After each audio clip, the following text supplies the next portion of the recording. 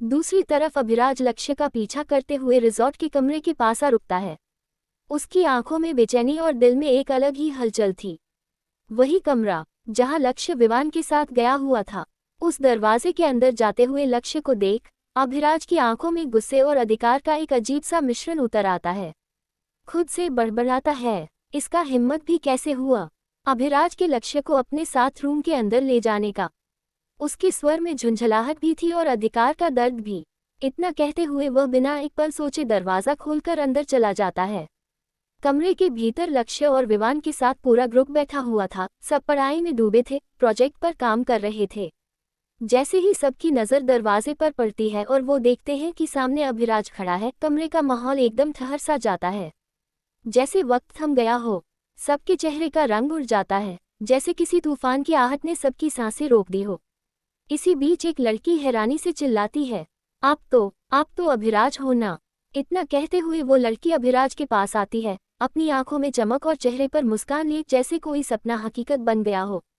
वो अपना हाथ आगे बढ़ाते हुए कहती है, सर, मैं आपकी बहुत बड़ी फैन हूँ, आपको अपना आइडल मानती हूँ।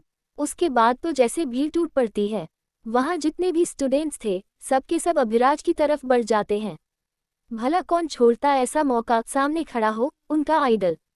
लेकिन दूसरी तरफ लक्ष्य की आंखों में सिर्फ घबराहट थी। वो जानता था ये सिर्फ एक इत्तेफाक नहीं है। अचानक पिछली रात की हर एक बात उसके जहन में दौड़ जाती है। उसका चेहरा शर्म और उलझन से लाल हो जाता है। वो नजरें चुरा लेता है और चुपचाप अपना सिर झुका लेता है। अभिराज उसकी हालत को भांप जाता है।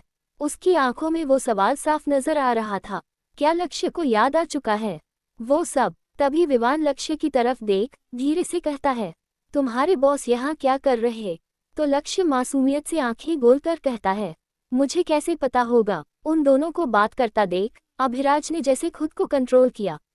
वो उस लड़की से हाथ मिलाते हुए बेहद शांत स्वर में कहता है, सॉरी, आप लोगों को डिस्टर्ब करने के लिए। इतना बड़ा आदमी और इतनी नम्रता। सब स्टूडेंट्स हैरान रह जाते हैं। वही लक्ष्य के अंदर अजीब सी जलन उठती है। उसे ये सब दिखावा लग रहा था, लेकिन उसके चेहरे के गुस्से को अभिराज साफ पड़ रहा था। अभिराज सबको देखकर पूछता है, आप सब यहाँ पढ़ाई क्यों कर रहे हो।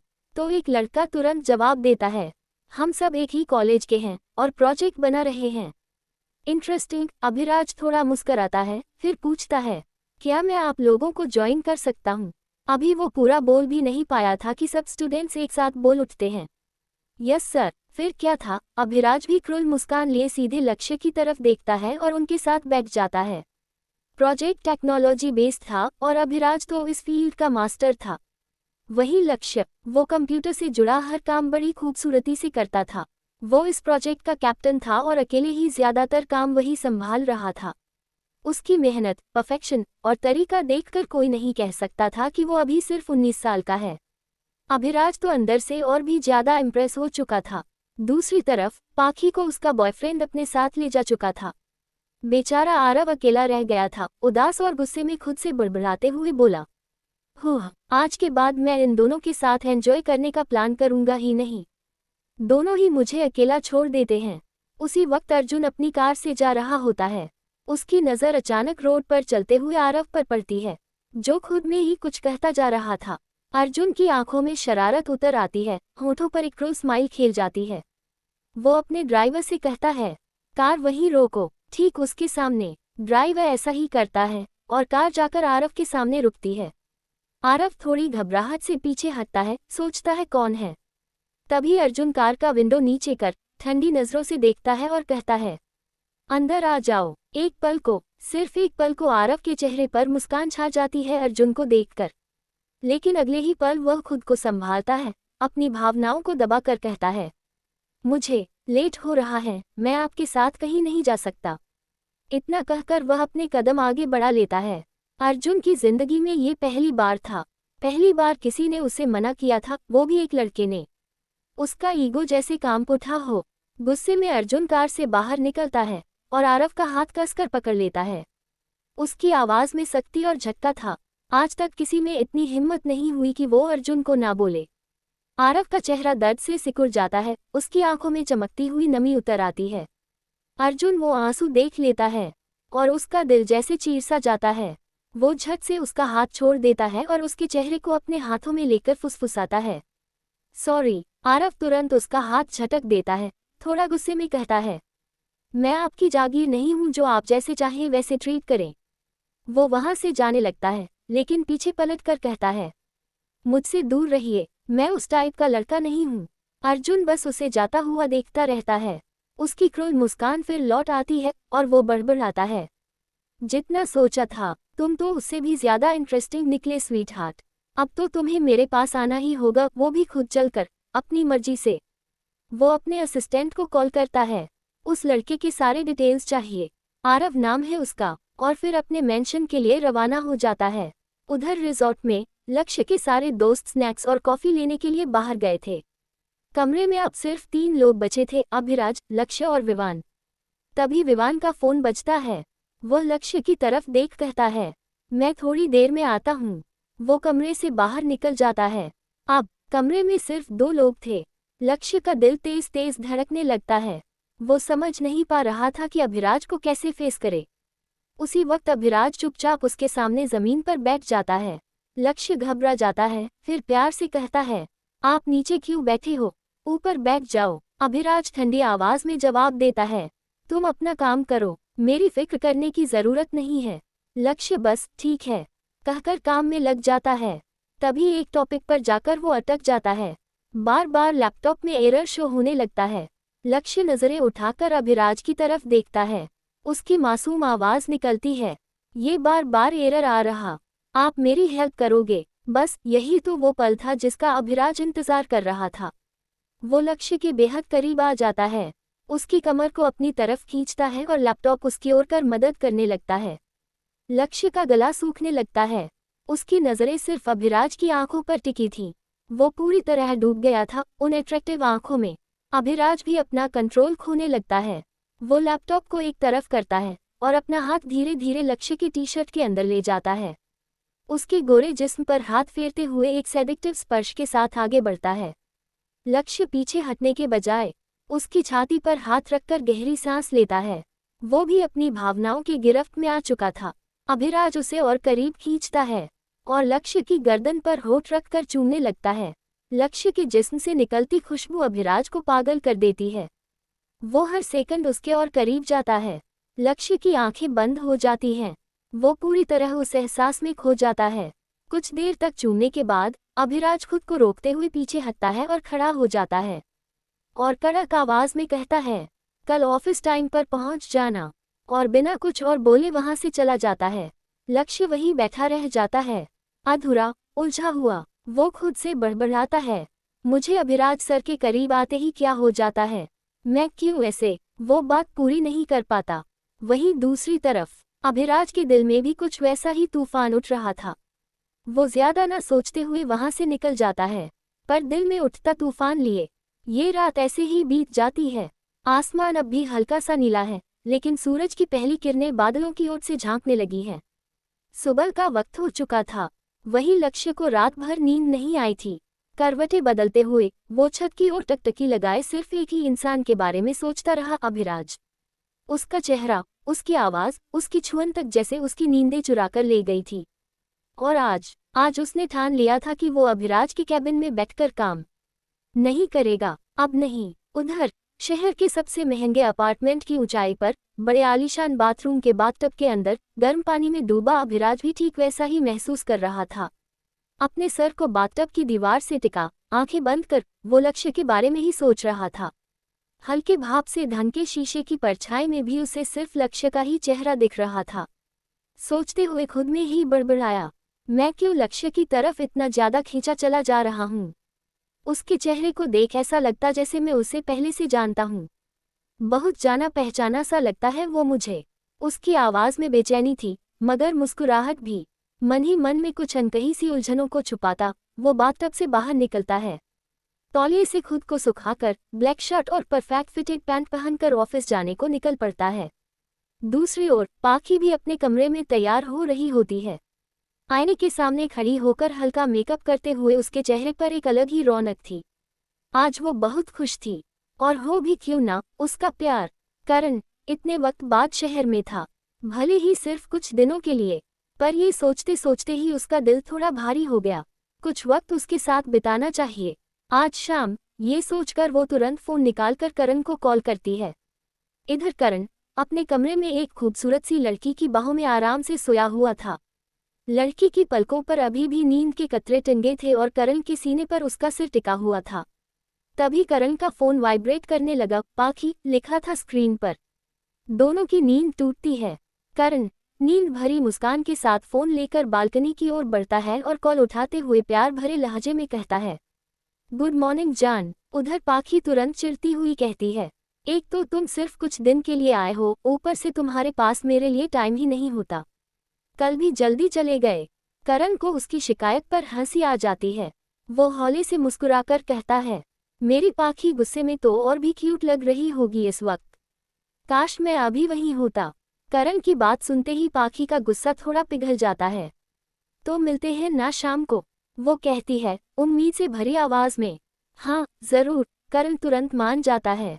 पाखी टाइम देखते हुए जल्दी से कहती है, शीट, मैं ऑफिस जाने के लिए लेट हो रही हूँ। शाम को मिलते हैं, bye and love you. Phone रखते ही करण बालकनी के रेलिंग पर झुककर मुस्कुराता है। ये लड़की भी ना पूरी झल्ली है, पर क्यूट है। तभी पीछे से वो लड़की करण को पीछे से हक करते हुए गले लगाती है और धीमे से पूछती है, कौन थी ये पाखी? करण बिना झिझके कहता है, मेरी गर्लफ्रेंड। लड़की उसकी छाती पर हाथ रखकर सेडिक्टिव टोन में कहती है, क्या वो मुझसे भी ज्यादा हॉट है? करण उसकी कमर को पकड़ अपने पास खींच लेता है। उसकी आंखों में अब कोई शर्म या पछतावा नहीं, बस वासना की एक परत थी। उसके पीछे हाथ ले जाकर उस लड़की की सेक्सी से नाइट ड्रेस की चेन खोलते हुए कहता है, पाखी से मैं प्यार करता हूँ, पर तुम मुझे सुकून देती हो। वो ड्रेस को जमीन पर फेंकता है, लड़की को गोदी में उठाकर बेड पर ले जाता है और उसके ऊपर चढ़कर उसके प्राइवेट पार्ट को अपनी जीभ से चूमते हुए उसके गोरे जिस्म पर एक एक किस छोड़ता है। दूसरी ओर लक्ष्य अभिराज के ऑफिस आने से पहले ही कैबिन में पहुंच चुका था। उसका चेहरा उतरा हुआ था और दिल बेहद भारी। वो चुपचाप अपना सामान समेट रहा था। कुछ ही देर में अभिराज भी रणवीर के साथ कैबिन में दाखिल होता है और लक्ष्य को पैकिंग करते देख उसकी आवाज अचानक सख्त हो जाती है। क्या कर रहे हो तुम? अभिराज का ठंडा कड़क स्वर सुनकर लक्ष्य का हाथ थम जाता है। अभिराज रणवीर की तरफ ठंडी नजरों से देखता है, और बस एक नजर ही काफी थी। रणवीर समझ गया कि बॉस उसे जाने को कह रहे हैं। वो सिर झुकाकर धीरे से कैबिन से बाहर निकल जाता है। अब कैबिन में बस अभिराज और लक्ष्य थे। अभिराज धीरे धीरे उसके पास आकर खड़ा हो जाता है, उसके मुंह से जवाब सुनने की प्रतीक्षा में। लक्ष्य घबराया हुआ हकलाते हुए बोलने की कोशिश करता है, वो मुझे लगता है कि मुझे अपने। जैसे जैसे वह बोल रहा था, अभिराज उसके और करीब आता जा रहा था। डर के मारे लक्ष्य अपने कदम पीछे करता गया और आखिरकार एक दीवार से जा टकराया। अभिराज उसके दोनों ओर अपने हाथ रख देता है, जैसे उसे कहीं जाने का रास्ता ही न दे, और उसकी आंखों में झांकते हुए कहता है, क्या हो गया? क्यों जा रहे हो मुझसे दूर? अभिराज की नजदीकी से लक्ष्य का दिल जोर जोर से धड़कने लगा था। उसकी सांसें तेज थीं। वो खुद नहीं जानता था कि कैसे खुद को अभिराज से दूर रखे। उसकी खामोशी अभिराज को गुस्से से भर देती है। वो अचानक दीवार पर जोर से मुक्का मारता है और गरजते हुए कहता है, बोलो डैम इट। लक्ष्य डर के मारे और भी सिहर उठता है। उसकी आवाज सहमी हुई थी, कांपती हुई, मगर सच बोलने की हिम्मत अब भी उसमें बाकी थी। मुझे लगता है आप मेरे साथ लिमिट क्रॉस कर रहे हो। आप मुझे वैसा ट्रीट नहीं करते जैसा सबके साथ करते हो। उसकी आवाज कांप रही थी, पर आंखों में सच्चाई थी। लक्ष्य का पूरा बात सुनते ही अभिराज एक पल को चुप हो जाता है। फिर बिना कुछ कहे पीछे हटता है, अपनी कुर्सी पर जाकर बैठता है और बेहद ठंडे स्वर में कहता है, फाइन, अगर तुम्हें लगता है कि मैं तुम्हें बाकियों की तरह ट्रीट नहीं कर रहा, तो आज से मैं तुम्हें वैसा ही ट्रीट करूंगा जैसा तुम चाहते हो। उसकी आंखों में एक गहरी उदासी थी, जैसे उसने अपने जज्बातों को ताले में बंद कर दिया हो और अब केवल एक बॉस बन गया हो और कुछ नहीं। इतना कहने के बाद वह लक्ष्य की तरफ देख कोल्डली कहता, अपना सामान पैक कर सकते हो तुम। अभिराज का ये सब कहने से लक्ष्य के दिल में एक चुभन सी उठती है, जैसे किसी ने उसके नाजुक दिल पर बर्फ की सुई चुभो दी हो। उसने सोचा भी नहीं था कि जिसे वो अपनी नज़रों में सबसे अलग मान बैठा है, वही इतनी बेरहमी से उसे भगा देगा। उसके सीने में कुछ भारी सा उतर आता है, लेकिन वो कुछ कहता नहीं। बस अपने होठों को भींचकर, अपने गले में अटके आंसुओं को निगलता हुआ चुपचाप सिर झुकाकर अपना सामान पैक करने लगता है। तभी अचानक अभिराज की कड़कती हुई आवाज उसके कानों को चीरती है। फास्ट। उसके लहजे की सख्ती से लक्ष्य और भी ज्यादा बेचैन हो जाता है। उसका मन रो पड़ने को करता है, पर उसने खुद को मजबूती से थाम रखा था। उसकी उंगलियां थरथराती हैं, लेकिन फिर भी वह तेजी से पैक करना शुरू कर देता है। दिल अंदर ही अंदर टुकड़ों में बिखर रहा था, पर चेहरे पर मुस्कान की झूठी परछाई रख वह जैसे तैसे खुद को समेटता है। अभिराज के सामने सिर झुकाकर वह बिना एक शब्द कहे कैबिन से बाहर निकल जाता है। उसके जाने के बाद अभिराज कुर्सी पर पीछे टिककर बैठ जाता है। उसकी आंखें उस बंद होते दरवाजे पर जमी होती हैं और फिर वह अपनी उंगली में पहनी रिंग को गोल गोल घुमाते हुए एक शैतानी मुस्कान के साथ फुसफुसाता है।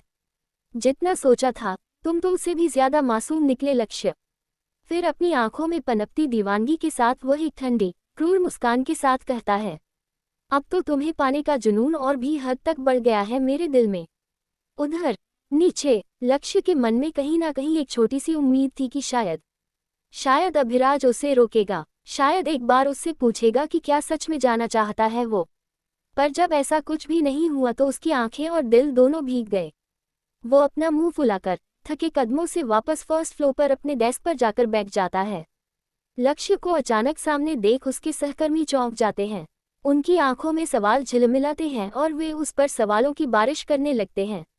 वही लक्ष्य सबको शांत करते हुए अपनी मासूम आवाज में मुस्कुराकर कहता है, मेरे यहाँ आने से खुश नहीं हो क्या तुम सब? तभी सभी एक साथ हंसते हुए कहते हैं, बहुत खुश हैं। लक्ष्य भी हल्की सी मुस्कान के साथ कहता है, तो चलो लग जाते हैं काम पर। उसके आते ही पूरे फ्लो का माहौल बदल चुका था। हर तरफ मुस्कानें थीं, खुशियां थीं, पर इन सबसे अलग एक चेहरा था जो अब भी उदास था लक्ष्य का। उसके दिल में अभी अभी जो कुछ हुआ, वो जैसे गहराई से जड़ें जमाने लगा था। उसके चेहरे की हल्की उदासी को प्रिंस नोटिस करता है। वह, जो लक्ष्य के बगल में बैठता था, धीरे से उसके कंधे पर हाथ रख कर कहता है, तुम इतना परेशान क्यों लग रहे? कोई प्रॉब्लम है क्या, या फिर बॉस के साथ? उसकी बात पूरी भी नहीं हो पाती कि लक्ष्य उसे बीच में ही काटते हुए झट से कहता है, नहीं, कोई प्रॉब्लम नहीं है। इतना कहकर वह तुरंत अपने काम में लग जाता है, जैसे कुछ हुआ ही ना हो। प्रिंस, जो दिल से लक्ष्य के करीब आना चाहता था, उसकी इस दूरी से थोड़ा आहत हो जाता है। वो सोचने लगता है कि शायद लक्ष्य जानबूझकर उसे इग्नोर करता है, और यही सोचते हुए वह चुपचाप उदास मन से अपने काम में लग जाता है। वही समर, जो दूर से ये सब देख रहा होता है, अपने मन में ही कह उठता है, किसी और को देखना छोड़ एक बार सिर्फ मेरी तरफ देख लेते, फिर तुम्हें कभी किसी और को देखने की जरूरत ही ना पड़ती प्रिंस। पर ये शब्द सिर्फ उसके दिल के अंदर बंद रह जाते हैं। वो जानता है कि इनमें से एक भी शब्द प्रिंस के सामने कहने की उसमें हिम्मत नहीं है। वहीं अभिराज रणवीर को ऑर्डर देता है कि लक्ष्य को ढेर सारा काम दे दो। रणवीर बिना सवाल किए उसका हुक्म मानते हुए लक्ष्य के पास जाकर सारा काम दिखाता है और कहता है, आधे घंटे में ये पूरा करके बॉस के कैबिन में दे देना। इतने सारे फाइल्स को देख पाखी चौंकते हुए कहती है, ये बॉस तुमसे ही इतना काम क्यों करने को कहते हैं? अब इसका जवाब किसी के पास नहीं होता। सब अपने अपने काम में लग जाते हैं और लक्ष्य भी फास्ट ट्रेन की तरह जल्दी जल्दी काम करने में जुट जाता है। वो हर पन्ने को एकदम मन लगाकर पढ़ता है, कंप्यूटर पर तेजी से टाइप करता है। पर आधा घंटा कब गुजर गया उसे पता ही नहीं चला। काम पूरा ना कर पाने की उदासी उसके चेहरे पर साफ झलकती है। वह सारे फाइल्स को एक साथ समेटता है और सीढ़ियों से धीरे धीरे ऊपर की ओर बढ़ता है। हर कदम जैसे भारी हो चुका था। जैसे ही वो कैबिन के बाहर पहुंचता है, एक पल के लिए रुकता है। उसका मन डर और झिझक के बीच झूल रहा होता है कि क्या वह अंदर जाए या नहीं। कैबिन के अंदर अभिराज लक्ष्य के थके और टूटे चेहरे को देखता है और हल्की मुस्कान के साथ खुद में ही बड़बड़ाता है, बहुत जल्द तुम्हें तुम्हारे कहे बातों का अफसोस होने वाला है लक्ष्य। तभी दरवाजा खुलता है और लक्ष्य अंदर आता है। वो धीमे कदमों से टेबल तक जाता है, सारे फाइल्स को रखता है और सिर झुकाकर कहता है, क्या आप इसे पूरा करने के लिए कुछ वक्त और दे सकते हो? उसका सवाल सुनकर अभिराज अपनी जगह से बिना हिले एक सरकास्टिक मुस्कान के साथ बेहद कोड आवाज में जवाब देता है, तुम मेरे लिए स्पेशल थोड़ी हो, तो मैं तुम्हें स्पेशल ट्रीटमेंट क्यों दूं? ये सुन लक्ष्य अंदर ही अंदर अभिराज को मन ही मन जमकर गालियां देता है और खुद से कहता है, अब ये मुझे पूरी जिंदगी बोल बोल कर ताना मारने वाला है। वह अपने होंठ काटते हुए अफसोस से भरे चेहरे के साथ सोचता है। रेडी हो जा लक्ष्य, ये साइको तुझे छोड़ेगा नहीं। वो अपने मन में ये सब सोच रहा होता है कि तभी अभिराज उसकी आंखों में झलकते भावों को पढ़ लेता है और कहता है, मन में गालियां देने की जरूरत नहीं है, और हाँ, आज शाम तक ये सारा फाइल्स का काम हो जाना चाहिए। लक्ष्य झट से अपनी मासूम सी आवाज में कहता है, मैं आपको गाली देने का सोच सकता हूँ क्या? इतना कहते हुए वो चेहरे पर जबरदस्ती मुस्कान लाकर बाहर जाने को मुड़ता है। तभी अभिराज उसे रोकते हुए कहता है, कल सुबह तुम्हें मेरे साथ मेरे नए साइट पर जाना है, तो टाइम पर ऑफिस पहुंच जाना। ये सुनकर लक्ष्य भी ठीक है कहते हुए कैबिन से बाहर निकल जाता है। शाम हो चुकी थी और ऑफिस से सब धीरे धीरे निकलने लगे थे। लक्ष्य भी अपना काम पूरा कर अभिराज के कैबिन की ओर जा रहा होता है। तभी रणवीर उसे देखकर कहता है, बॉस जा चुके हैं, तो तुम फाइल रखकर तुम भी जाओ। इतना कहते हुए रणवीर जाने लगता है, पर तभी लक्ष्य उसका हाथ पकड़कर मासूमियत से कहता है, बॉस को मैंने लगता है नाराज कर दिया, अब मैं क्या करूं रणवीर भैया? भैया शब्द सुनते ही रणवीर के चेहरे पर एक कोमल मुस्कान आ जाती है। वह लक्ष्य को देख मुस्कुराता है और थोड़ा डराते हुए कहता है, अब तो बॉस से तुम्हें खुद भगवान भी नहीं बचा सकते लक्ष्य, तो खुद सोचो क्या करना है। ये कहकर वह हंसता हुआ वहां से चला जाता है। वहीं लक्ष्य अपने सर पर हल्का सा चपत मारते हुए खुद से कहता है, तू थोड़ा आराम से रुककर कह सकता था ना लक्ष्य, क्यों हमेशा तुझे जल्दी रहती है हर चीज में। वो बड़बड़ाते हुए वहीं खड़ा रहता है। तभी प्रिंस जोरों से हंसता हुआ उसके पास आता है और कहता है, मुझे नहीं पता था कि तुम खुद से भी बातें करते हो। तो लक्ष्य शर्माते हुए अपने बालों पर हाथ फेरता है और कहता है, कभी कभी जब खुद पर गुस्सा आता है तो कर लेता हूँ।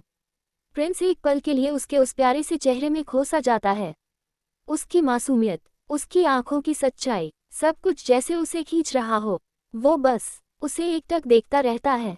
तभी लक्ष्य उसके सामने चुटकी बजाते हुए कहता है, कहाँ खो गए तुम? तो प्रिंस छिपते हुए झट से कहता है, कहीं नहीं। फिर थोड़ी हिचकिचाहट के साथ पूछता है, काम हो गया हो तुम्हारा तो साथ चले कहीं दिन के लिए? लक्ष्य मुस्कुराता है लेकिन कहता है, नहीं, मुझे मेरा प्रोजेक्ट पूरा करना है तो मैं नहीं जा सकता। इतना कहते हुए वह बाय कहकर चला जाता है और बेचारा प्रिंस बस उसे जाता हुआ देखता रह जाता है, आंखों में एक अधूरी सी ख्वाहिश लिए। तभी उसके पास समर आ जाता है और बिना कुछ कहे उसका हाथ पकड़ उसे खींचने लगता है। प्रिंस चौंकते हुए कहता है, कहाँ ले जा रहे हो मुझे? तो समर मुस्कुराते हुए कहता है, दिन पर, और फिर बिना कुछ और कहे उसे अपने साथ ले जाता है। प्रिंस भी बस एक हल्की मुस्कान के साथ उसके साथ चल देता है। फिर दोनों साथ ही कार में बैठ निकल जाते हैं। दोनों कॉलेज के अच्छे दोस्त तो थे ही और दोनों साथ एक ही फ्लैट में भी रहते थे और आना जाना भी अधिकतर साथ ही किया करते थे। लेकिन प्रिंस इस बात से अनजान था कि समर के दिल में उसके लिए कुछ खास फीलिंग्स थी। समर हर रोज उसकी मुस्कान में अपना सुकून ढूंढता था, उसके हर मजाक पर हंसता तो था, पर अंदर ही अंदर उसकी एक झलक के लिए तड़पता भी था। समर को डर था कि अगर उसने अपने दिल की बात कह दी तो शायद उसकी दोस्ती भी छिन जाए। इसलिए वो हर रोज अपने जज्बातों को दबाकर एक अच्छे दोस्त का मुखौटा पहनकर प्रिंस के साथ रहता था। दूसरी तरफ पाखी करण से मिलने के लिए बहुत एक्साइटेड थी। उसकी आंखों में चमक थी, होठों पर मुस्कान और दिल में करण से मिलने की बेचैनी। जिस जगह करण ने पाखी को बुलाया था वो कोई आम जगह नहीं थी, वो एक बड़ा और शानदार होटल था। पाखी जैसे ही वहां पहुंची उसने होटल की ओर देखा और खुद में ही हैरानी से कहती है, करण ने तो कहा था वो किसी रेस्टोरेंट में टेबल बुक करेंगे, पर ये तो। वो कुछ समझ नहीं पाती कि करण ने ये सब क्यों किया। तभी अचानक करण पीछे से आकर उसे अपनी बाहों में भर लेता है, उसके कान के करीब प्यार से फुसफुसाता है, आई मिस यू पाखी। पाखी उसकी बाहों से थोड़ी बाहर आकर उसकी तरफ पलटती है। उसकी आंखों में हल्की सी नाराजगी और मासूमियत दोनों झलकते हैं। आपने यहाँ क्यों बुलाया है? हम तो डिनर पर जाने वाले थे ना, वो थोड़ी उदास आवाज में कहती है। करण मुस्कुराते हुए उसकी नजरों में देखता है, उसके बालों को पीछे करता है और कहता है, डिनर पर ही ले जा रहा हूँ बेबी, बस करण के अंदाज में। फिर वो उसका हाथ थामे उसे अंदर की ओर ले जाता है, जैसे कोई कहानी धीरे धीरे रोमांच की ओर बढ़ रही हो। वहीं दूसरी तरफ लक्ष्य, विवान और आरव एक कैफे में बैठे थे। टेबल पर कॉफी की भाप उड़ रही थी लेकिन माहौल में चुप्पी सी छाई थी। लक्ष्य और आरव का चेहरा बुझा हुआ था। विवान दोनों की हालत देख चिढ़ जाता है और कहता है, यार हम यहाँ एंजॉय करने आए हैं तो तुम दोनों ऐसे क्यों उदास बैठे हो? लक्ष्य तो फिर भी कुछ सामान्य था, उसकी उदासी का कारण था अभिराज। लेकिन आरव क्यों परेशान था, ये लक्ष्य की समझ से बाहर था। वह धीरे से अपना हाथ उसके कंधे पर रखकर फिक्रमंद लहजे में पूछता है, क्या हुआ है आरव, तू परेशान क्यों है? आरव कुछ कहने को होता है, उसकी आंखों में कई जज्बात एक साथ तैरने लगते हैं, डर, उलझन और कहीं न कहीं एक अनकही चाहत। लेकिन फिर वो मुस्कुराकर कहता है, कुछ नहीं हुआ है। लक्ष्य उसकी आंखों में झांकते हुए अपने मासूम अंदाज में बोलता है, अगर कोई भी प्रॉब्लम हुई तो सीधे अपने बेस्ट फ्रेंड लक्ष्य को आकर बताना, ओके? लक्ष्य की हर बात इतनी मासूमियत से भरी होती थी कि सुनने वाले के होंठों पर अपने आप मुस्कान आ जाए। उसकी यही सादगी आरव को सबसे ज्यादा पसंद थी। वो मन ही मन खुद से कहता है, जानता हूँ अगर तुझे अपनी प्रॉब्लम बताऊंगा तो तू कुछ भी मेरे लिए कर जाएगा, पर मैं तुझे परेशान नहीं देख सकता। वहीं दूसरी ओर एक बार में अभिराज अपने लैपटॉप पर काम में डूबा हुआ था। उसकी आंखें स्क्रीन पर थीं, लेकिन दिमाग कई अलग अलग लेवल पर प्लानिंग कर रहा था। तभी बार की खामोशी को एक तेज टिक टिक करती एड़ी की आवाज तोड़ती है। एक हॉट और सेंसुअस लड़की, जो वन पीस में अपनी परफेक्ट बॉडी को बेहद कॉन्फिडेंस से कैरी कर रही थी, वहां आती है। मुझे अभिराज से मिलना है। उसकी आवाज में ठंडक थी, पर उसकी नजरों में आग थी। उसका नाम था निया। पिछली पार्टी में भी वह आई थी। वह न सिर्फ अभिराज की वन नाइट स्टैंड्स में से एक थी, बल्कि उसका एक सीक्रेट काम भी करती थी, जिसके बारे में सिर्फ वो, अभिराज और अर्जुन जानते थे। रणवीर उसे देख अपना सिर झुका लेता है और बिना कुछ कहे उसे अंदर जाने की इजाजत दे देता है, क्योंकि सब जानते थे निया अभिराज के लिए खास है। अंदर पहुंचते ही निया उसे काम में इतना डूबा देखती है कि उसके होठों पर एक शरारती मुस्कान आ जाती है।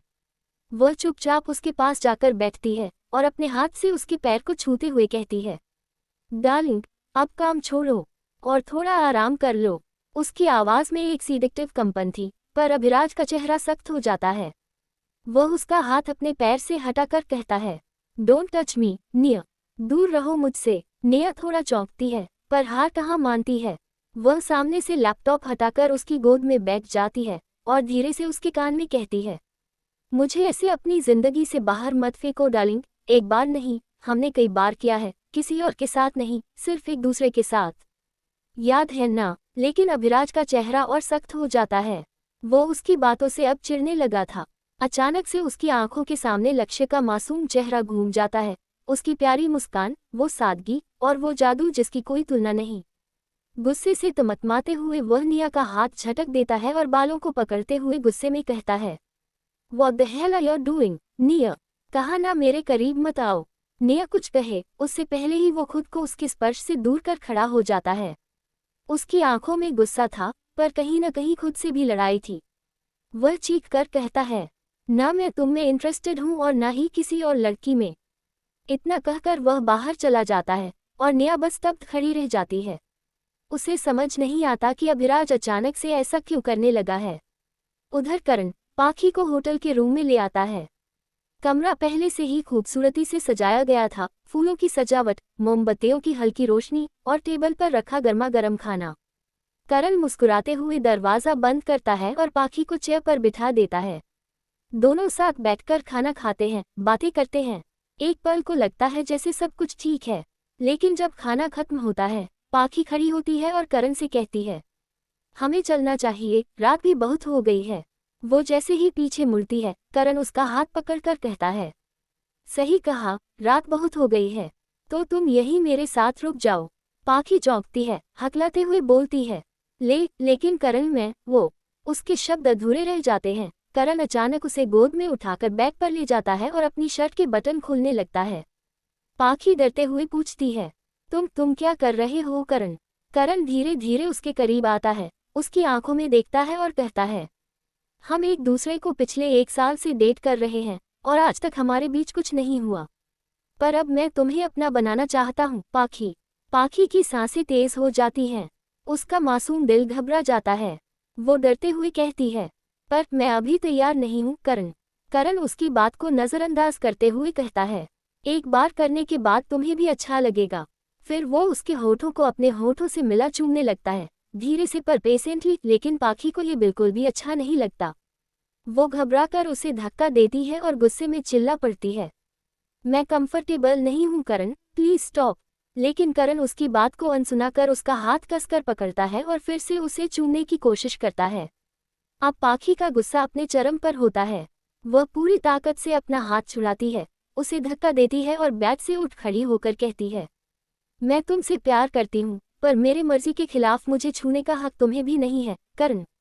इतना कहकर वो तेजी से दरवाज़ा खोलती है और होटल से बाहर निकल जाती है, आंखों में आंसू और दिल में टूटा हुआ भरोसा लिए।